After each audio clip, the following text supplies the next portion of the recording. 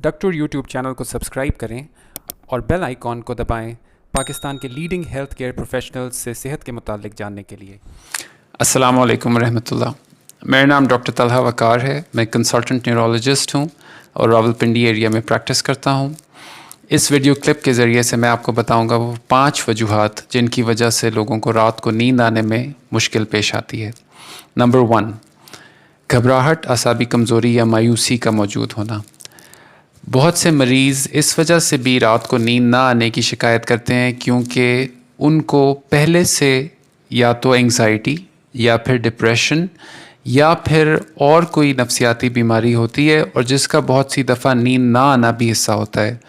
जब तक इन पहले बीमारियों का इलाज या साइकोथेरेपी या फिर दवाओं के ज़रिए से न किया जाए, उनको नींद का मसला हल नहीं हो पाता। नंबर 2, चाय या सिगरेट का बेजा और ज़्यादा इस्तेमाल।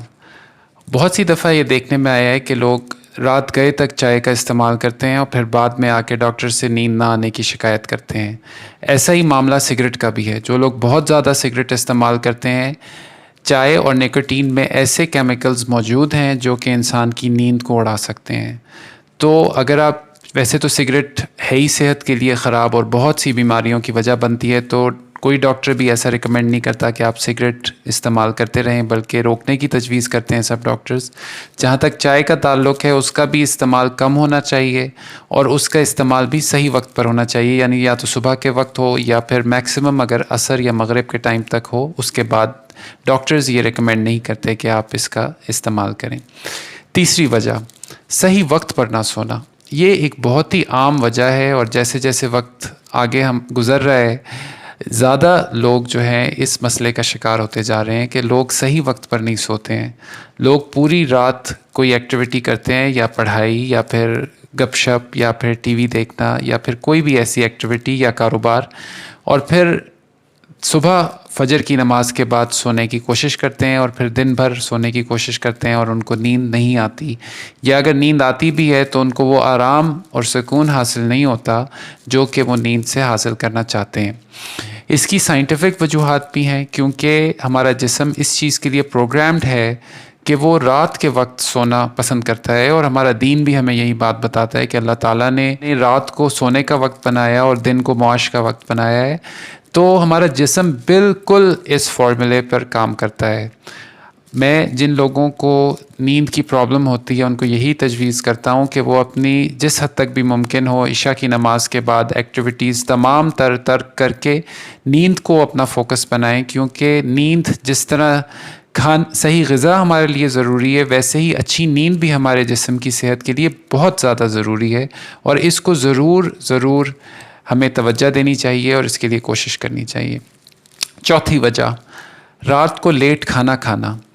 बहुत सी दफ़ा ये देखने में आता है कि लोग, ख़ास तौर पे जो दुकानदार तबके से ताल्लुक़ रखते हैं, वो रात गए तक कारोबार में मशगूल रहते हैं, लेट घर आते हैं और फिर बहुत सा खाना उस वक्त रात के वक्त खा लेते हैं, और जब वो बिस्तर पर लेटते भी हैं तो उनका पेट भरा हुआ होता है। वैसे ही सही सोने का वक्त गुज़र चुका होता है और वो भरे पेट के साथ सोने की कोशिश करते हैं। उससे वो नींद का भी सही आराम हासिल नहीं कर पाते हैं और बहुत सी दफ़ा वो मैदे की बीमारियों का भी इसकी वजह से शिकार हो जाते हैं।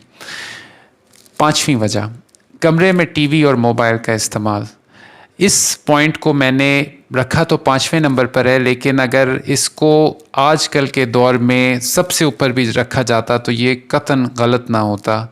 और टीवी का जैसे जैसे रिवाज कम होता जा रहा है, मोबाइल मेरे ख़्याल में कई गुना उससे ज़्यादा उसकी जगह लेता जा रहा है।